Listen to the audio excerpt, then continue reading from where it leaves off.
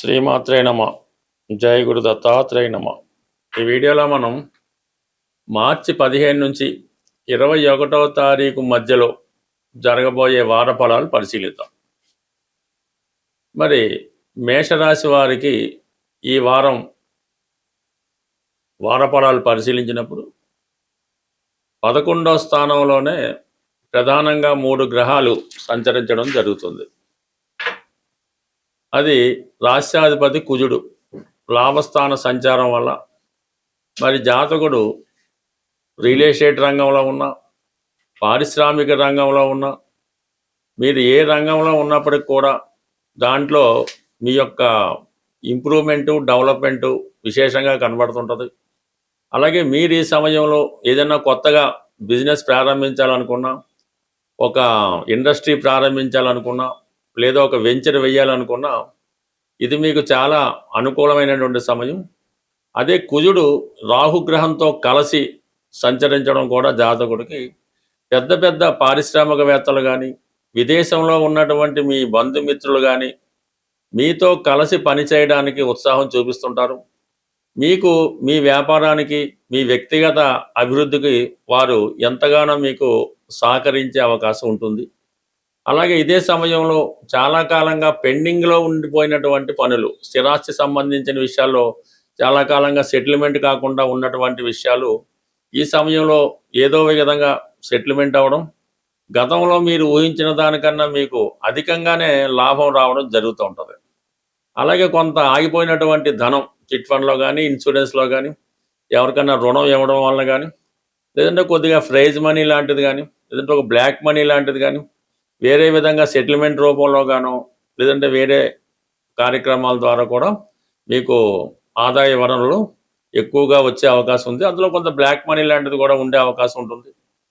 ఇక బుధుడు తృతీయ షష్టాధిపతిగా వ్యాపార కారకుడైనటువంటి బుధుడు రాష్ట్రాధిపతితో కలిసి లాభస్థాన సంచారం, ఈ కారణం వల్ల కూడా మీకు కొన్ని కొత్త వ్యాపార అవకాశాలు వస్తాయి.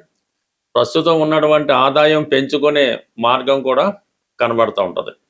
అంటే ఓవరాల్గా 3 గ్రహాలు లాభస్థానంలో ఉంటూ ఇవన్నీ కూడా వ్యాపారానికి, ఇండస్ట్రీస్కి సంబంధించినవి, అలాగే విదేశ సంస్థలకు సంబంధించినవి. కాబట్టి మీరు ఒకవేళ ఏదైనా విదేశ సంస్థలో ఉద్యోగం కొరకు ప్రయత్నం చేస్తున్నా, సాఫ్ట్వేర్ రంగంలో ఉన్నాం, అలాగే ఉద్యోగం మారాలనుకున్నా, ఉన్న ఉద్యోగం నుంచి ఇంప్రూవ్మెంట్ కావాలన్నా ఈ సమయం మీకు చాలా అనుకూలించే అవకాశం ఉన్నది.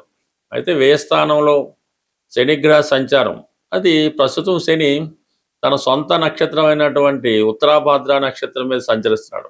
అంటే చాని సొంత నక్షత్రం మీద సంచరించినప్పుడు ఖచ్చితంగా తన భావ ఫలితాలు, తన ఉన్న స్థాన ఫలితాలు పర్ఫెక్ట్గా ఇవ్వడం జరుగుతుంటుంది. దశమ లాభాధిపతిగా వ్యయస్థాన సంచారం, అంటే దశమాధిపతి వ్యయస్థానం వృత్తిపరంగా పెట్టుబడి పెట్టడం కానీ, వృత్తిలో మార్పు కొరకు ప్రయత్నం చేయడం కానీ, ఉన్న ప్రాంతం నుంచి వేరొక ప్రాంతానికి మీ యొక్క వ్యాపారాన్ని విస్తరించడం కానీ, వేరే చోట పెట్టుబడి పెట్టడం కానీ జరిగే అవకాశం ఉంది.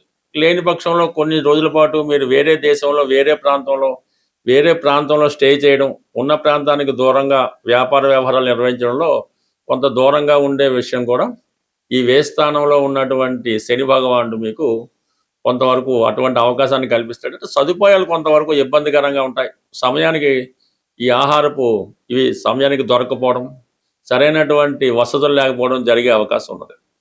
అయితే రవి పంచమాధిపతిగా రవి వ్యయస్థానంలో ఉండడం వల్ల ఈ సందర్భంలో మీరు మీ యొక్క సంతానాన్ని విదేశానికి పంపడం కానీ, వారికి ఏదన్నా వ్యాపారంలో చేర్చుకోవడం కానీ, వారిని చేర్చుకొని మీతో కలిసి వ్యాపారం ప్రారంభించడానికి కూడా ఇది చాలా వరకు సహకరిస్తుంది.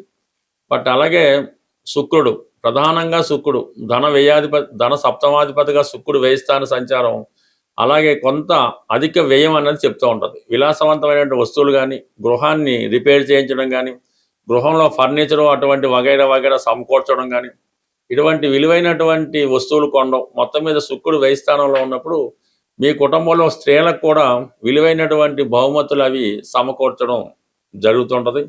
ఓవరాల్గా మేషరాశి వారికి ఈ వారం, ఇదే వారంలో ఉగాది రావడంతో ఏదో ఒక ప్రత్యేకత, ఏదో ఒక ఇంప్రూవ్మెంటు ఈ వారంలో మీకు లభించే అవకాశం ఉంటుంది.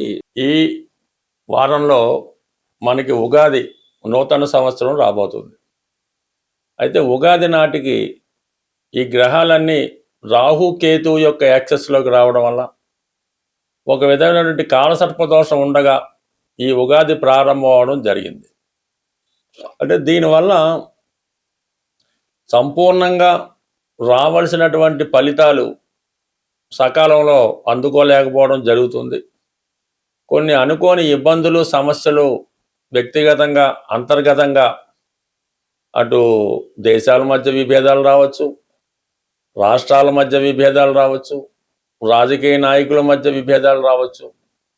కొన్ని అనుకోని సమస్యలు ఈ ఉగాది, ఈ కాలసర్ప దోష ప్రభావం వల్ల సంవత్సరం అంతా ఏర్పడే అవకాశం ఉన్నది. అయితే మరి ఈ సంవత్సరానికి రాజు గురువు అవటం వల్ల ఆధ్యాత్మిక శక్తితో, అంటే బాగా ప్రతి ఒక్కరు కూడా పూర్తిగా దైవం మీద భారం వేయడం వల్ల, అంటే అది నిరంతరం ఏదో ఒక భగవన్నామ స్మరణ అది అలవాటుగా చేసుకొని, ఎవరు మతాన్ని బట్టి, ఎవరి యొక్క అలవాటును బట్టి, ఆలోచనను బట్టి, సాంప్రదాయాన్ని బట్టి అది మీరు మననం చేసుకోవడం వల్ల చిన్నపాటి మంత్రం అవ్వచ్చు, లేదంటే పెద్దదన్న అవ్వచ్చు, మరి ఎక్కువగా మరి అందరికీ జగత్రక్షకుడైనటువంటి ఆ శ్రీమన్నారాయణుడు వెంకటేశ్వర స్వామి అవ్వచ్చు, విష్ణుమూర్తి అవ్వచ్చు, అంటే ప్రధానంగా విష్ణు సహస్రనామాన్ని పారాయణ చేయడం వల్ల, లేదంటే మీకు ఇష్టమైనటువంటిది లలితా సహస్రనామం, శివనామస్మరణం, గోవిందనామాలో ఏవో ఒకటి రోజు వీలు లేకపోతే వారంకోసారి ఇలా చేయడం వల్ల, ఎక్కువ పుణ్య కార్యక్రమాల్లో పాల్గొనడం వల్ల అటు ప్రపంచ దేశాలతో పాటు మనము కూడా సుభిక్షంగా ఉండే అవకాశం ఉంటుంది. కాబట్టి ప్రతి ఒక్కరూ అంటే ఈ సంవత్సరం గురువు రాజు అవ్వటం వల్ల ఇటు మీకు మంచి ఫలితం జరిగే అవకాశం ఉంది. అందరితో పాటు మనము బాగుండాలనే మన ఆలోచన కూడా నెరవేరే అవకాశం ఉంది. కాబట్టి సాధ్యమైనంత వరకు మరి భగవన్నామ స్మరణ చేస్తూ ఎవరినైనా మరి దేవాలయాల్ని రక్షించడం, ధర్మాన్ని రక్షించడం, ఇవన్నీ చేయడం వల్ల చాలా వరకు ప్రతి ఒక్కరికి మంచి ఫలితాలు రావడం జరుగుతూ ఉంటుంది. అలాగే ఈ ఉగాది రోజు మీకు కామన్గా మరి ఎవరైతే తొందరగా వివాహం జరగాలి, లేదంటే ఉద్యోగం రావాలి అని కోరుకుంటున్నారో, ఈరోజు వాళ్ళు కనీసం అంటే ఈ నవధాన్యాల్లో ప్రధానంగా 3 పెసలు, మినుములు, కందులు, గోధుమలు ఏవో ఒక 3 ప్రధానంగా తీసుకొని మీ పిడికిలతో ఒక్కొక్క పిడికిలతో ఒక్కొక్కటి, అంటే 3 తీసుకోండి. ఒక పిడికిలతో మినుములు అవ్వచ్చు, పెసలు అవ్వచ్చు, గోధుమలు అవ్వచ్చు, కందులు అవ్వచ్చు, ఇది 3 పిడికిలు ఒకే పాత్రలో పోసి చక్కగా నానబెట్టి, అవి నానిన తర్వాత ఏదైనా గోవుకి, చక్కని కామధేనుకో గోవుకో అది పెట్టడం వల్ల ఆ గోవు తింటుండగా మీరు గోవు చుట్టూ 3 ప్రదక్షిణలు చేసి ఆ గోవుకి నమస్కారం చేయడం వల్ల, ఇంకా అవకాశం ఉన్నవాళ్ళు గోపూజది చేసుకుంటే చాలా మంచిది. బట్ ఏదైనా ఉగాది నాడు ఈ కార్యక్రమం చేయడం వల్ల గోవుకి సంతృప్తి కలిగించడం వల్ల కంప్లీట్గా మీకు ఈ చక్కని ఈ ధనయోగం కానీ పెళ్లి కానీ జరుగుతూ ఉంటుంది. ఈ మధ్యకాలంలో బాగా సక్సెస్ఫుల్ రెమెడీ ఏంటంటే, ఈ బంగారు సిల్వర్ అమ్మే షాపుల్లో ఆవు దూడతో చేసినటువంటి, అంటే ఆవు దూడ వెండితో చేసినటువంటి చిన్న ప్రతిమ, ఒక 3 గ్రాములు 5 గ్రాములు అయినా పర్లేదు, అవి రెడీమేడ్గా దొరుకుతున్నాయి. అవి మీ వ్యాపార సంస్థలో మీ క్యాష్ బాక్స్లో అన్నా వేసుకోండి, మీ పాకెట్లో అన్నా పెట్టుకోండి, వీలైతే మీ పర్సులో అన్నా పెట్టుకోండి, మీ క్యాష్ బీరువాలో అన్నా పెట్టుకోండి. దాన్ని పెట్టుకొని మర్చిపోండి, నిరంతరం ధనం మీకు అందులో పెరుగుతూనే ఉంటుంది. ఈ వెండితో చేసినటువంటి ఆవు దూడ బొమ్మ మీ క్యాష్ బాక్స్లో పెట్టుకున్నా, మీ దగ్గర ఉంచుకున్నా, మీకు ధనానికి లోటు రాకుండా 100% పనిచేస్తుంది. చిన్న పరిహారం గొప్ప మార్పును తీసుకొస్తుంది. స్వస్తి.